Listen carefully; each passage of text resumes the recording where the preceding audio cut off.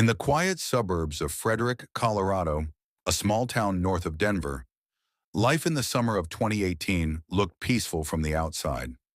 Rows of new houses stood under wide blue skies. People went to work, kids played in yards, and families posted happy moments online. One house on Saratoga Trail seemed no different. It belonged to Chris Watts, his wife Shanann, and their two little girls, Bella and Celeste. Shanann was 34 years old. She was full of energy. She worked hard selling health products through a company called Thrive. She loved sharing her life on social media. Pictures of her family smiling, videos of her girls dancing, posts about her pregnancy. She was 15 weeks along with their third child, a boy they planned to name Nico.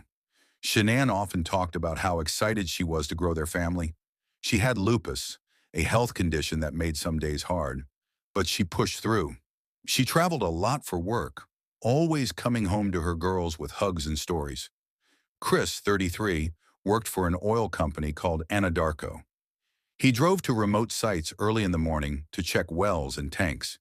He looked like a regular guy. Friendly smile, short hair, someone who waved to neighbors.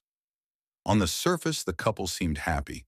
They had met years earlier through social media. They moved from North Carolina to Colorado for a fresh start. They bought this house, filled it with toys and family photos. Friends saw them as a strong pair raising beautiful kids. Bella was 4, with big eyes and a sweet voice.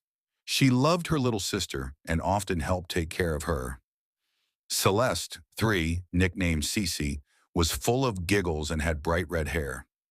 The girls were close to their mom. Shanann posted videos of bedtime routines, morning cuddles, and silly dances in the living room. The home felt warm and busy, but under that surface, things were changing. Money problems had been weighing on the family for a while. They had debt from the house and other things. Shanann worked extra to bring in more income. Chris seemed quieter lately. He spent long hours at work. Some people close to them noticed the small shifts. Less talking, more distance. Shanann felt it too. She wrote messages to friends about wanting to fix things, about loving her husband but worrying.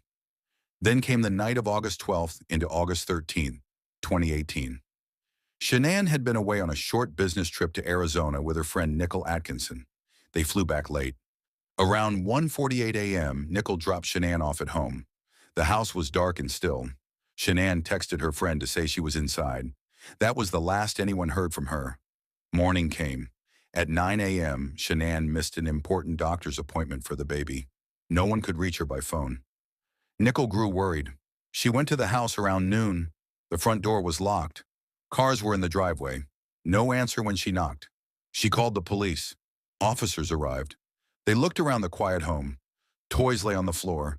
Shanann's purse and keys were still inside. Her phone was there too. Nothing looked broken or out of place at first, but the family was gone. Chris came home from work that afternoon. He spoke to police and reporters outside the house. He looked upset. He said he had left early for work around 5:15 or 5:30 a.m. He said he and Shanann had an emotional talk before he left. He begged on camera for his wife and girls to come home. "If anybody has seen them, please help," he said. His voice shook a little. Neighbors watched. The community started searching parks, streets, anywhere they might be. Behind the scenes, investigators noticed things that did not add up. A neighbor had a security camera. It showed Chris pulling his truck close to the garage very early that morning, around 5:27 a.m., then driving away. He had said the family was asleep when he left, but the camera caught something else. The truck backing in, the garage door moving. It looked like he loaded something heavy. Police asked Chris to take a lie detector test. He agreed. During the test, answers did not match the truth. He failed. That afternoon, August 15, he sat with detectives. First, he stuck to his story. Then slowly it changed. He said Shanann had hurt the girls. He said he killed her in anger. But pieces still did not fit. Investigators kept pushing. They searched the oil site where Chris worked, a lonely place with tanks and dirt roads far from town. On August 15th, they found Shanann's body in a shallow grave near the site. The girls were not there at first, but Chris, now in custody, gave more details after talking to his dad. He admitted the girls were in oil tanks on the property, horrible places where crude oil is stored. The openings were tiny, only 8 inches wide. Police recovered the bodies. The nightmare became real. The evidence built quickly. Phone records, text messages, Chris's secret relationship with a co-worker named Nicole Kessinger. She said he told her he was separating from his wife. Financial stress. Shanann's growing worry in her own messages. All of it pointed to one person who knew what happened that morning. Chris changed his story again in later prison talks. He said he strangled Shanann in bed after an argument about their future.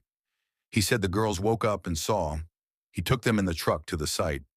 There he smothered them one by one. The details were cold and hard to hear. He pleaded guilty in November 2018 to avoid a trial and the death penalty. He got 5 life sentences to be served one after another with no chance of parole. The house on Saratoga Trail stands empty now.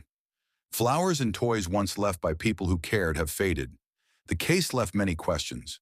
Why did a father do this? Was it only the affair? Money? Something deeper in his mind? Experts talk about how normal people can hide dark thoughts until something breaks. Even years later, people watch the home videos Shanann posted, the laughs, the love, and feel the weight of what was lost. A family that looked so full of life ended in silence on a dusty oil field. The truth came out, but the sadness stays.